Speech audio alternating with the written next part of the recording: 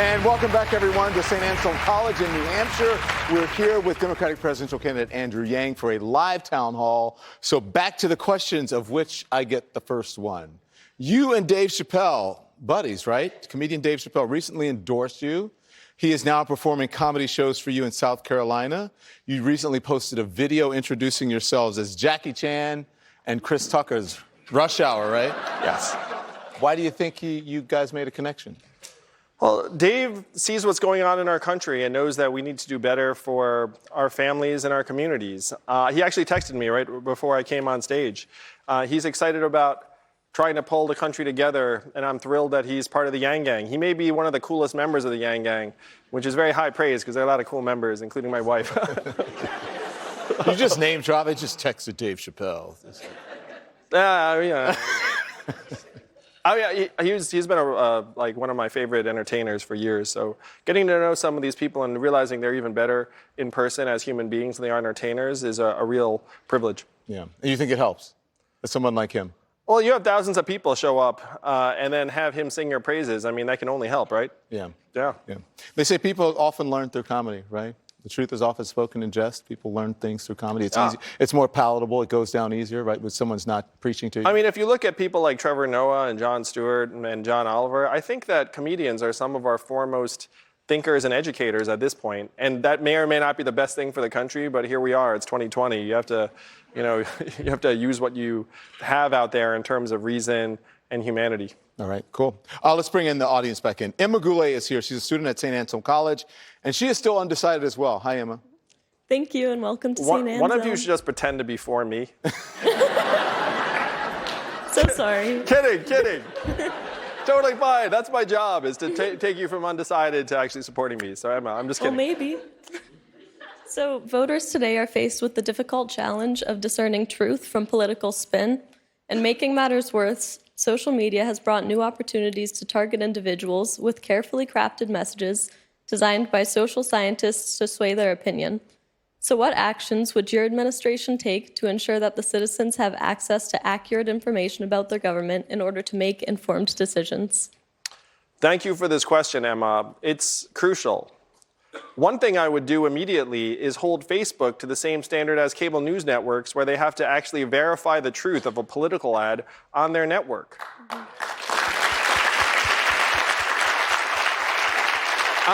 And to me, it's unfathomable that they don't realize that they are the largest disseminator of information to the American people, and they have many times the resources of any other media organization. The fact that they don't take responsibility for the truth of political ads on their network is beyond me. That would be a very, very big step forward.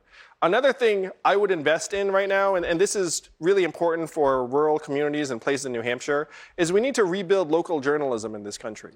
Because right now, almost 2,000 local papers have gone out of business over the last number of years because all of their advertising revenue went up to the cloud, and you can't run a newspaper on that. 200 counties in this country don't have any local news source at all. It's very, very hard to have a functioning democracy if you don't have any local news. So we have to rebuild local news, and it turns out Americans actually trust local news more than they trust the big national media organizations. No offense, Don. No offense, CNN. But that's, that's just the numbers. Yeah, but I want to know how you're going to do that, especially when it comes to social media. We have a very robust First Amendment, and often the companies will say we believe in First Amendment. People on our platform should be able to say whatever they want, and they, for lack of a better term, hide behind the First Amendment, or they use the First Amendment as a defense to allow people to be able to say whatever they want on their platform.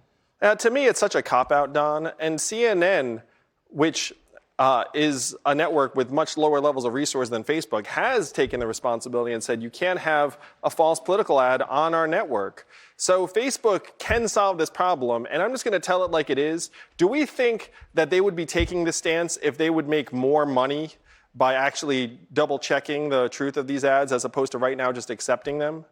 I mean, right now they're saying can't do it, in part because it serves their financial interest to take these ads. You know, if they were going to make more money by actually vetting these ads, they would say, yeah, we can do it tomorrow. So we need to make Facebook own up to its responsibility as a mature company and get away from this total cop-out that they're like, we're not a publisher, we're a platform. Are you kidding me? You're the biggest publisher in the world today, and you need to start acting like it. You need to start acting like a grown-up company. Does that go for Facebook and Twitter? For all social media, yes? Yes, it does. And Twitter actually already said they weren't going to do it. So if Mark Zuckerberg or whoever that runs Twitter, is it Dorsett, if they're watching, especially Mark Zuckerberg, what do you say to him right now? Say, Mark, your company is contributing to the disintegration of our democracy. If you're an American and a patriot and you care about the country your kids will inherit, then you need to have Facebook step up and say there will not be untrue political ads on your platform. You said you're going to make them. You said you're going to make them. What do you mean by make, Mr. Yang? Well, my first preference is to sit down with a major organization like Facebook and say, hey, do the right thing. But if they don't want to do the right thing, then we have a legislature for a reason. We should just pass a law saying Facebook should not have verifiably false political advertisements on their platform. And if they do, then they should pay a penalty accordingly. All right. Back to the audience. James Beaudry, he is on the board of St. Anselm College Democrats, and he says currently he is supporting Mayor Pete Buttigieg. This will be an ongoing joke for the rest of the town hall. So my question is, teen suicide is on the rise in the United States. What would you do to make sure that teens and young adults get the mental health care that they need to prevent these tragedies? Thank you for this question. I am so passionate about addressing the mental health crisis in our country. My brother's a clinical psychology professor, so I know that we can do much, much more for people who are struggling. We need to invest in counseling and therapists at the high school level at a minimum, make it so that if you do have struggles, you have a resource you can go to. I'm going to tie back in technology to this phenomenon because the mental health crisis we're seeing among young people right now, anxiety, depression, antisocial impulses, spiked when we got smartphones and social media apps into teenagers' hands. And I was a very awkward, introverted 12-year-old kid. Not that you can tell now, I don't know. But when I was 12 years old, if I went home and closed the door, I felt like I was alone. Today, if you're 12, you close the door, you feel like your classmates are still in the room with you because you can take out your phone and see what they're talking about and saying at every moment. You know who doesn't let their kids use these social media apps and smartphones? The folks in Silicon Valley who made millions of dollars off of them. If you ever want to go to a screen-free environment, go to Silicon Valley. You will find there are no screens in sight for kids below a certain age. So if we want to address the mental health crisis in our young people, we need to get therapists in place and counselors. We need to destigmatize these struggles at the highest level. I would have a psychologist in the White House. I thought that was a good idea even before the current administration. But it just sends a very clear message that we all struggle and that it'll encourage people to step forward. We also do need to get into the guts of these social media apps and let these companies know that the mental health of our kids are more important than their profits. Yeah. Listen, another issue that affecting mental health for many Americans, substance abuse. You not only want to legalize marijuana, but you also want to decriminalize small amounts of opioids like heroin and fentanyl. I mean, even Senator Bernie Sanders has made it clear, and I quote here, he says, marijuana is not the same as heroin. What do you say to voters who think that this is a bridge too far? Well, it was a high school student who told me that his classmates have fentanyl patches on their shoulders and they're already addicted. They'll never seek help because it's an illegal substance. So he said, what are we going to do for them? And the fact is this epidemic, this opiate plague that has been tearing apart your communities here in New Hampshire for years, is a plague that our government facilitated, essentially. Purdue Pharma dispensed millions of OxyContin prescriptions, marketing as a non-addictive wonder drug, to the point where there were more opiate prescriptions in the state of Ohio than there were human beings in the state of Ohio at one point. And our government signed off on that and said that's okay. And we're still struggling with the impact to this day. So the question is, how are you going to help your people actually get better and stronger and get off of these drugs? First, you have to get back all the blood money from Purdue Pharma and the other drug companies, take all the billions of dollars away and say this is going to be a down payment on treatment for our people to help them get stronger and better. But the second thing you have to do is you have to say to our people, look, this is not an individual failing. This is a plague that our government essentially helped happen. It's a plague of hyper-capitalism run amok. And if we catch you struggling with drugs, we are going to refer you to counseling and treatment and not to a prison cell. This is what other countries have done. It has reduced substance abuse rates and overdose rates. And this is what we should do in the United States of America. I think Bernie's wrong on this. So when people hear decriminalize, I would think that they think legalize. That's not what you mean. There's a difference between decriminalizing and legalizing a substance. You don't want to legalize heroin. You don't want to legalize fentanyl, right? So explain the difference. What do you mean? What you do is you say to your police departments, essentially, we should stop prosecuting this crime if someone's an addict and has drugs below a certain level. If they're a dealer, if they're profiting, they go straight to jail. But if they're struggling with addiction, they should not be heading to jail. They should be heading to counseling and treatment. And we should have safe injection sites so that if someone actually is trying to recover, they have someplace they can go. It was here in New Hampshire where an EMT told me that he saved someone from overdosing 1 week, and then what's he doing the following week? Saving the same person in the same place over and over again. And then one time he gets there and it's too late and that person's dead. And it was literally the 4th or 5th time that he had to save that individual in that apartment. And he said to me in an impassioned way, we need someplace for that person to go after I save them so I don't have to try and save them again the following week. But you know it doesn't just affect that individual. It affects the entire family. So what do you do for families who are suffering from addiction? Not just them personally, but maybe it's a family member who's doing it. And that's exactly right, Don, because these are not isolated problems. They're destroying families, they're destroying communities. There's nothing we can do to give people their children, their loved ones back, but we can give them a real path forward where if your loved one is struggling with addiction, imagine a world where you could refer them to treatment and there was not a fear that they were going to get thrown in jail, that there was an actual place they could go physically that has treatment resources available to them, that they don't have to come home or go home alone where you're worried about them. What are they going to do when they're alone? You can say, look, don't be alone. Go to this place where someone will actually look after you and make sure that you don't overdose. But if I can just follow quickly, because what I'm trying to get at is, if you want to take the stigma away, you have to involve the family, because many times in the family's embarrassed by it. Yep. Or they even think that there's a stigma to it. So I'm asking you, what do you do for the family of an individual to try to help with that? Don, when I talk to family members of people who've been struggling with opiate addiction, their first and foremost concern is not the stigma. Their first and foremost concern is whether their loved one's actually going to get well, get treatment, and not overdose. Mm-hmm. So if your relative, your brother, your son is struggling, you would be thrilled just to have some place to go with them. You're more concerned about their life and safety than you are what the neighbors might think. Thank you for answering that. Jane Vance is standing right there. She's a retired teacher from New London, New Hampshire, and she says she is undecided. Jane? Hi. This will be an ongoing fun thing. Hey, Jane. Gun violence has reached epidemic proportions. Each time another horrific shooting occurs, politicians offer their prayers and thoughts, but do absolutely nothing concrete to stop another tragic shooting from occurring. If Republicans retain control of the Senate, how do you plan on getting common sense gun legislation passed?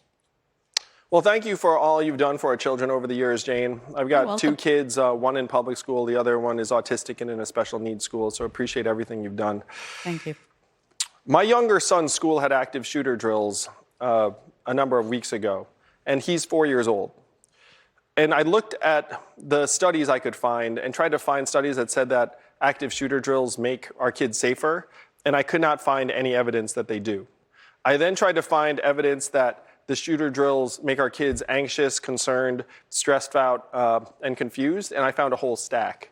So we should be making these active shooter drills optional for families and communities and not requiring them at the government level. If the parents want them, great, but if parents don't want to send our kids the message that they have to be in fear of their classmates and that their life could be in danger at any moment, then I think that should be the parents and the community's choice.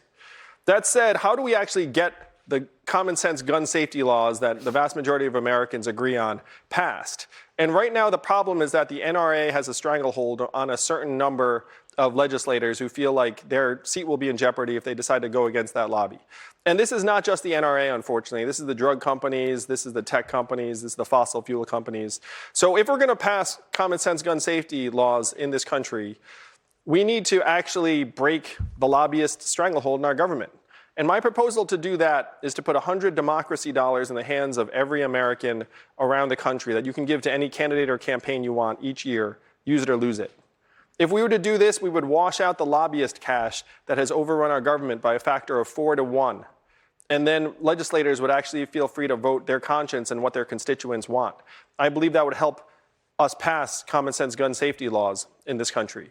I also think there's a lot we can do even as we're trying to get those laws passed, because there's a whole string of causes that contribute to gun violence in our communities. We have to face facts that 98% of the shooters we're talking about in the school environments are boys. We have a real boy to men problem in this country.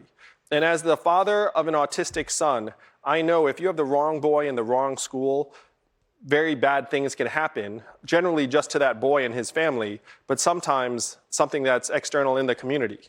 And too many of our schools don't have appropriate resources for kids who are neurologically atypical or struggling, and they get pushed to the side, particularly boys who are in this position. Right now, the United States Congress funds 15% of special needs education resources for our kids. I want to take that to 100% and get this burden off of communities. I want to invest in a mental health infrastructure. I want to try and decrease the supply of guns in our country through a perpetual evergreen buyback that is in effect. So anytime a gun owner wants to sell a gun, they can just sell it back to the government to try and get the supply down.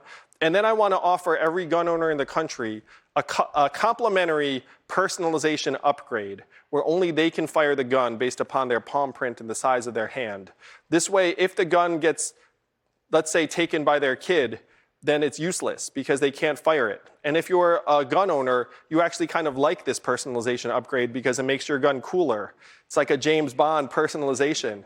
You like show your friends being like, only I can fire this, but it also makes us all safer. So there are things we need to do to try and attack the gun violence problem at every level, from our families, our schools, our mental health infrastructure, the supply of guns. But you're 100% right. It needs to start at the top. We need to break the stranglehold of the NRA on our legislators and get them to vote along with the will of the American people. Yeah. Can we talk about, as I'm standing here listening to you, you're being very open about your son with autism. As a parent of a child with autism, how will that inform you as president in terms of policy, in terms of how you conduct yourself, the message that you send to parents and for people who are dealing with autism? Well, what I say is that special needs and autism are the new normal in our country. How many of you have someone in your family or community with special needs or autism or is neurologically atypical? Look, just about every hand went up. And so we have to stop pretending that there's normal and then there are people in this category of special needs and autistic, because it's the new normal. And I love my son to death. I'm very, very proud of him. I'm not the first presidential candidate to have autism in my family, Don. But for whatever reason, I'm the only one to talk about it openly. And I think that's very, very positive in terms of moving our country in the right direction and being able to support families and communities to a much higher level. Because if you intervene with the right resources at the right stage of development of many of these children, you can actually make a world of difference. And it's the kind of thing where this investment can yield dividends for decades. We should be making those investments in our kids here in this country right now. Thank you for your candor on that. I think we're going to help a lot of people. Thank you for that. But you're not going anywhere. We're going to be right back. We're going to take a quick break. More with Andrew Yang right after this. It's time for the